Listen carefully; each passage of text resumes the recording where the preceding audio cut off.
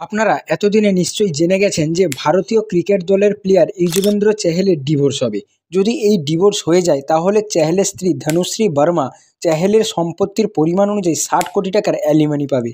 কিন্তু তিনি যদি বলেন তিনি এই টাকা নেবেন না, তাহলেই ওনার আসল মহিলার চরিত্র বাইরে আসবে, যে উনি ভালোবেসে বিয়ে করেছিলেন। এখন মতপার্থক্য দেখা যাচ্ছে, তাই ডিভোর্স চাইছেন। কিন্তু টাকাটা নিলে প্রমাণ হয়ে যাবে তিনি টাকার জন্যই বিয়ে করেছিলেন।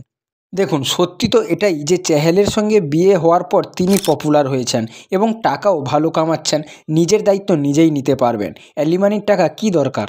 যখন সাউথ সুপারস্টার নাগা চৈতন্যা ও সামন্তা প্রভুর ডিভোর্স হয়েছিল, তখন সামন্তা প্রভু 200 কোটি টাকার অ্যালিমানি পেতে পারতেন, কিন্তু তিনি না বলে দেন এবং তিনি বলেন নাগা চৈতন্যাকে তিনি ভালোবেসে বিয়ে করেছিলেন, নাকি টাকার জন্য।